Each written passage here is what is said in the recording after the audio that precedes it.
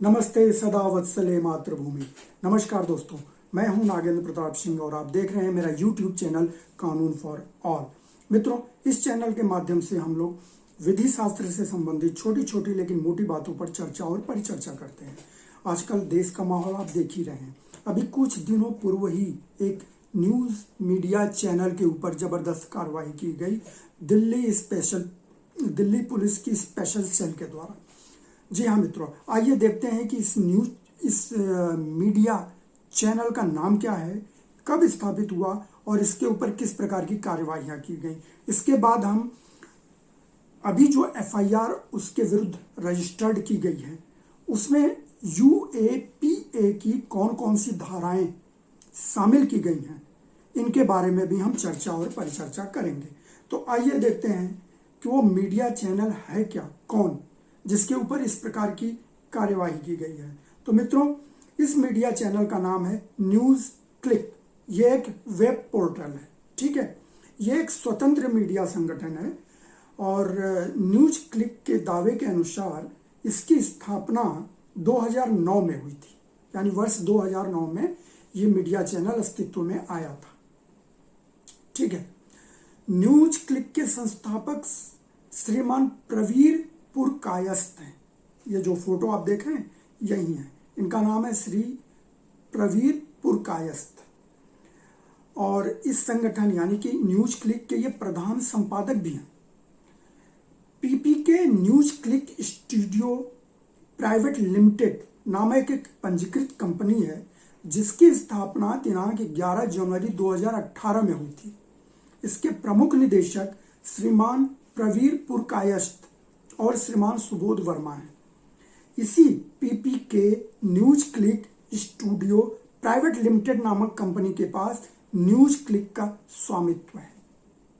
यानी news click जो web portal है वो 2009 में बना और ये PPK news click studio private limited company 2018 में बनी और इसने न्यूज क्लिक के सारे मालिकाना हक अपने पास रख लिए। क्यों?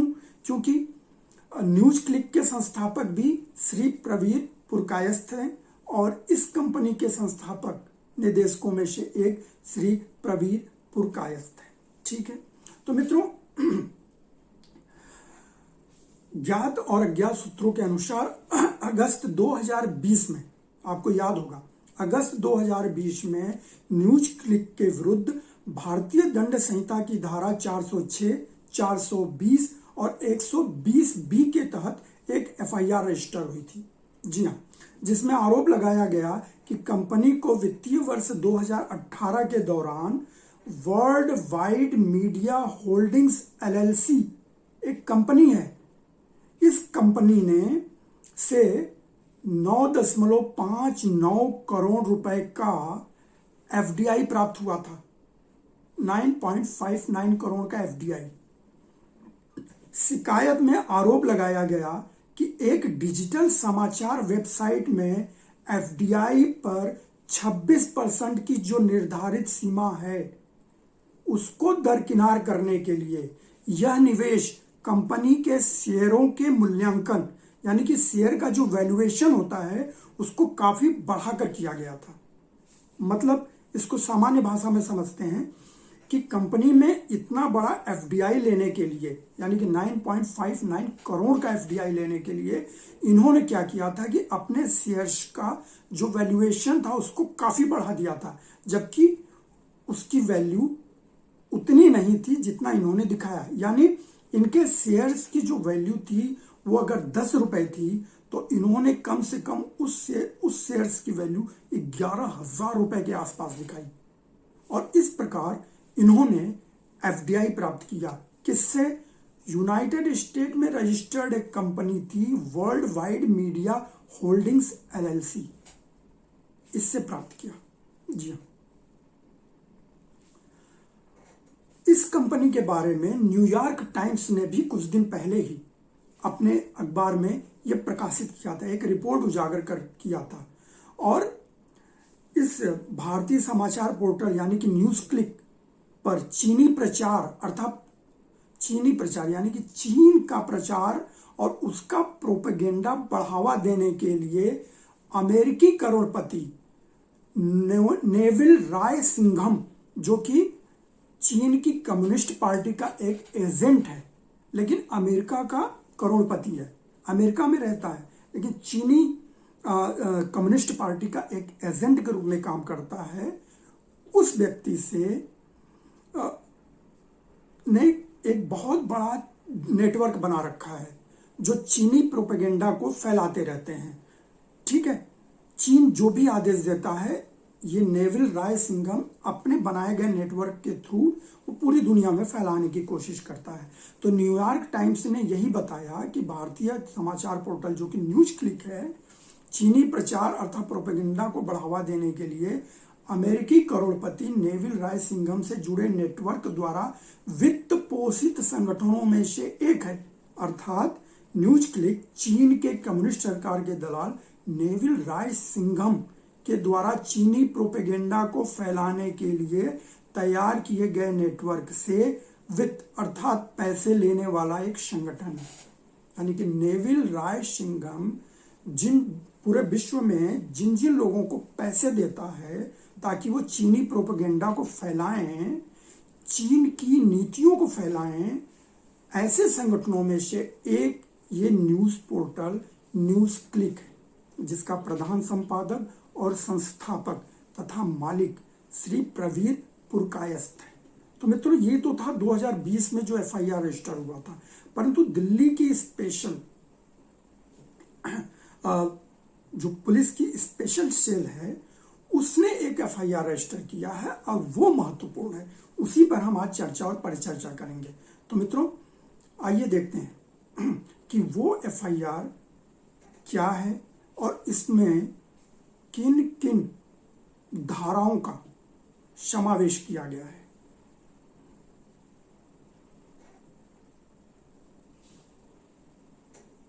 एक मिनट रुकिए। दिनांक 3 अक्टूबर का दिन था वो। दिनांक 3 अक्टूबर 2023 को दिल्ली पुलिस ने लगभग 50 से अधिक स्थानों पर छापेमारी की, जिसमें न्यूज क्लिक से जुड़े कई पत्रकारों के आवाज भी शामिल हैं। ठीक है, इन स्थानों में न्यूज क्लिक के संपादक प्रवीर पुरकायस्थ, वीडियो पत्रकार अभिसार शर्मा, याद है ना वो अभिसार शर्मा जो आके सिर्फ और सिर्फ भारत विरोधी बयान ही, भारत विरोधी विश्लेषण ही देता है, भारत विरोधी प्रोपेगेंडा ही फैलाता रहता है और सरकार के विरुद्ध अपने जितने भी अंदर की उद्विग्नताएं हैं, जितने भी अंदर का जहर है वो उड़ेलता रहता है, विश्वमन करता रहता है, वही अभिसार शर्मा। ठीक है, राजनीतिक टिप्पणीकार और वरिष्ठ पत्रकार अनिंदो चक्रवर्ती, अनुभवी पत्रकार परंजॉय गुहा ठाकुरता, भाषा सिंह, बप्पा सिन्हा और उर्मिलेश, इन लोगों के आवाज को भी ईडी ने और दिल्ली पुलिस ने खंगाला। ठीक है, यह छापामारी न्यूज पोर्टल न्यूज क्लिक की फंडिंग की जांच के सिलसिले में की गई थी। दिल्ली पुलिस सेल ने न्यूज क्लिक के खिलाफ कड़े गैर कानूनी गतिविधियां रोकथाम अधिनियम 1967 के तहत एक नया मामला दर्ज किया, यानी एक नया एफआईआर रजिस्टर किया। ये जो गैर कानूनी गतिविधियां रोकथाम अधिनियम 1967 है, इसी को हम शॉर्ट फॉर्म में यूएपीए कहते हैं, यानी अनलॉफुल एक्टिविटीज प्रिवेंशन एक्ट 1967। ठीक है, इसी के अंतर्गत कार्यवाही करते हुए दिल्ली पुलिस स्पेशल सेल ने मंगलवार, यानी कि 3 अक्टूबर के बाद का जो मंगलवार आया, उसको 50 से अधिक स्थानों पर दिन भर की तलाशी के बाद समाचार पोर्टल न्यूज क्लिक के संस्थापक, इनका फोटो देख लीजिए, श्री प्रवीर पुरकायस्थ, इनको और इनके मानव संसाधन विभाग यानी कि न्यूज क्लिक में जो एचआर डिपार्टमेंट था उसके हेड अमित चक्रवर्ती को गिरफ्तार कर लिया। अब आइए देखते हैं कि यूएपीए की कौन कौन सी धाराएं इनके विरुद्ध लगाई गई हैं। तो मित्रों, यूएपीए की सेक्शन 13, सेक्शन 16, सेक्शन 17, सेक्शन 18 और सेक्शन 22C के अंतर्गत ये FIR न्यूज क्लिक के लोगों के विरुद्ध रजिस्टर किया गया है दिल्ली पुलिस की स्पेशल सेल के द्वारा।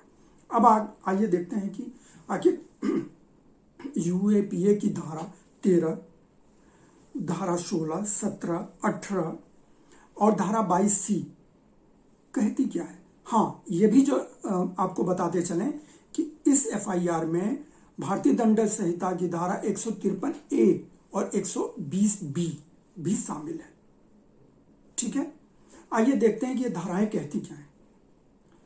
तो मित्रों, सबसे पहले हम देखते हैं धारा 13। तो धारा 13 के मुख्यतः दो भाग होते हैं। सेक्शन 13 जो है उसके मुख्यतः दो भाग हैं। क्या कहती है?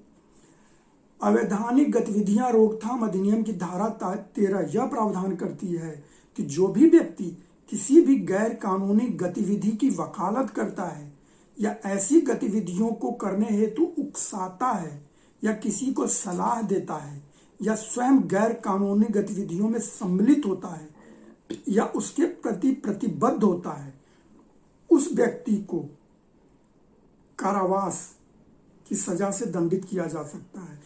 यानी कि उसको जेल में डाला जा सकता है और एक ऐसी अवधि के लिए डाला जा सकता है जिसको बढ़ाकर 7 वर्ष तक की अवधि में बदला जा सकता है। यानी कि जो व्यक्ति किसी भी गैर कानूनी गतिविधि की वकालत करता है, यानी कि गैर कानूनी गतिविधि करने के लिए लोगों को उकसाता है, उनको बोलता है कि हाँ ऐसा काम करना चाहिए, ठीक है, या उसमें सम्मिलित होता है, ठीक है, या किसी को सलाह देता है कि आप ऐसा काम करो, गैर कानूनी गतिविधि में शामिल हो जाओ, या गैर कानूनी गतिविधि करने के लिए प्रतिबद्ध होता है कि नहीं हमको देश के विरुद्ध ये काम करना ही है, तो ऐसे व्यक्ति को कारावास की सजा से दंड दिया जा सकता है जिसकी अवधि 7 साल तक बढ़ाई जा सकती है। तो यह धारा 13 का पहला भाग है। दूसरा भाग क्या कहता है?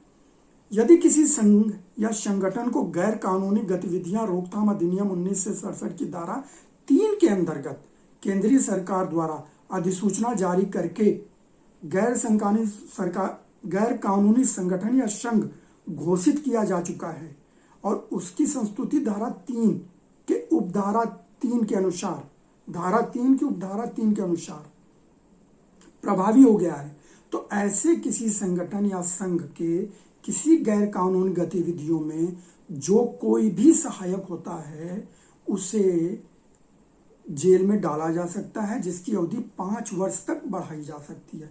तो धारा 13 क्या भाग दूसरा क्या कहता है?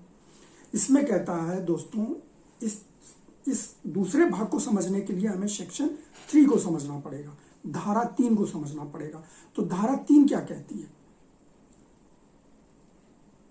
धारा 3 क्या कहती है मित्रों? धारा 3 के अंतर्गत ये प्रावधान दिए गए हैं कि केंद्र सरकार यदि संतुष्ट हो जाती है कि कोई संघ या संगठन गैर कानूनी गतिविधियों में लिप्त है, तो ऐसे संघ या संगठन को गैर कानूनी संघ या संगठन घोषित कर सकती है। ठीक है, पहला ये अधिसूचना जारी करके घोषित कर सकती है। अब धारा 3 की ही एक धारा कहती है, सब धारा कहती है कि इस अधिसूचना को सेक्शन 4 के अंतर्गत यानी धारा 4 के अंतर्गत बनाए गए ट्रिब्यूनल के पास भेजा जाएगा। यानी UAPA के सेक्शन 4 के अंतर्गत जो ट्रिब्यूनल बनाया गया है उसके पास संस्तुति के लिए भेजा जाएगा, यानी उसके अफर्मेशन या कंफर्मेशन के लिए भेजा जाएगा धारा 4 के अनुसार। ठीक है, तो ठीक है, अब अगर ट्रिब्यूनल पूरी कार्रवाई को देखते हुए सेंट्रल गवर्नमेंट के द्वारा प्रस्तुत किए गए साक्ष्यों को देखते हुए उस पर इंक्वायरी करता है और ट्रिब्यूनल को ये संतुष्टि हो जाती है कि हाँ सेंट्रल गवर्नमेंट ने जो अधिसूचना जारी करके इस संगठन को, अमुक संगठन को गैर कानूनी गतिविधियों में लिप्त पाया है और उसे गैर कानूनी संगठन या संघ घोषित कर दिया है, वो सही है, इसको ऐसा ही करना चाहिए, तो वो ऑर्डर पास कर देते हैं और फिर जाके वो गैर कानूनी संघ या संगठन घोषित हो जाता है। तो धारा 13 का दूसरा भाग कहता है कि यदि ऐसे घोषित किए गए गैर कानूनी संगठन या संघ के लिए कोई व्यक्ति कार्य करता है या उसकी गतिविधियों में सहायक होता है, तो उसको कारावास की सजा दी जा सकती है, जिसकी अवधि 1 से 5 वर्ष तक की हो सकती है। ठीक है, अधिकतम अवधि 5 वर्ष तक की होती है। अब आपके मन में ये प्रश्न आ रहा होगा कि आखिर ये गैर कानूनी गतिविधि होती क्या है, ये कैसे पता चलेगा? तो मित्रों, इसके लिए भी आपको गैर कानूनी गतिविधि रोकथाम अधिनियम 1967 की धारा 2(1)O यानी सेक्शन 2(1)O को देखना पड़ेगा, जिसके अंतर्गत गैर कानूनी गतिविधि को परिभाषित किया गया है। अब ये धारा क्या कहती है कि किसी व्यक्ति या संघ के संबंध में गैर कानूनी गतिविधि का अर्थ ऐसे व्यक्ति या संघ द्वारा की गई कोई भी कार्यवाही, चाहे वो काम करके या शब्दों के द्वारा या बोलने से या लिख कर देने से या संकेतों के माध्यम से, है ना, किया जाता है, जिसका किसी भी आधार पर भारत के क्षेत्र के एक हिस्से का अधिग्रहण या भारत के क्षेत्र के एक हिस्से को संघ से अलग करने का इरादा है या ऐसे किसी दावे का समर्थन करता है, ऐसा अधिवेशन या अलगाव लाने के लिए व्यक्ति या व्यक्तियों का समूह जो किसी को उक्त कार्य के लिए उकसाता है, या इस चीज को समझ लीजिए पहले क्या हुआ, है ना, कि जैसे कश्मीर को, जम्मू कश्मीर को अगर ये कोई संगठन है, ठीक है ना, गैर कानूनी गतिविधियां कब होंगी? जब कश्मीर को भारत से काटने के लिए यानी भारत से अलग करने के लिए अगर कोई व्यक्ति या कोई संगठन आवाज उठाता है, ठीक है, या उसको अलग करने के लिए की गई गतिविधियों में सहायक होता है, बोलकर लिखकर उसमें सहायक होता है कि नहीं कश्मीर को अलग कर देना चाहिए, तो या खालिस्तान बना देना चाहिए, इस प्रकार की अगर कोई कार्रवाई करता है या इसमें सहायक होता है बोलने से, संकेतों के माध्यम से, लिख कर देने से, यानी लेख आर्टिकल वगैरह लिखता है, तो है, ठीक है ना, तो इस प्रकार का इरादा रखते हुए अगर वो करता है तो ये गैर कानूनी गतिविधि होती है। दूसरा क्या है? जो भारत की संप्रभुता और क्षेत्रीय अखंडता को अस्वीकार करता है, उस पर प्रश्न चिन्ह अर्थात सवाल उठाता है, बाधित करता है या बाधित करने का इरादा रखता है। तो यदि कोई व्यक्ति अपने कर्म के द्वारा, कार्य करके या बोलकर, मतलब भाषण देकर या लिखकर भारत की एकता और अखंडता, जो संप्रभुता है और क्षेत्रीय अखंडता को अस्वीकार करता है, जैसे बोलता है कि कश्मीर भारत का हिस्सा नहीं है, या फिर बोलता है कि खालिस्तान बनना चाहिए, या फिर बोलता है कि अरुणाचल प्रदेश चीन का हिस्सा है, या चीन के प्रोपेगेंडे को फैलाता है या पाकिस्तान के प्रोपेगेंडे को फैलाता है, जिससे भारत की संप्रभुता और अखंडता पर असर पड़ता है, तो इस प्रकार की गतिविधियां भी गैर कानूनी गतिविधि में शामिल होती हैं। तीसरा, जो भारत के खिलाफ असंतोष का कारण बनता है या पैदा करता है, यानी भारत के ही किसी वर्ग को उकसा दिया जाए भाषण से या लेख लिखकर या कोई इस प्रकार के संकेतों के माध्यम से, जिससे भारत में असंतोष का वातावरण उत्पन्न हो जाए और दंगे फसाद हो जाएं उसके कारण, जैसे कि आपने दिल्ली का दंगा देखा था, है ना, तो इस प्रकार की जो गतिविधियां होती हैं वो गैर कानूनी गतिविधियां होती हैं। ठीक है, तो ये है सेक्शन 2(1)O के अंतर्गत गैर कानूनी गतिविधियों की परिभाषा। तो सेक्शन 13 हम समझ गए। ठीक है, सेक्शन 13 के अंतर्गत गैर कानूनी गतिविधियों में लिप्त व्यक्ति को किस प्रकार की सजा हो सकती है ये बताया गया है।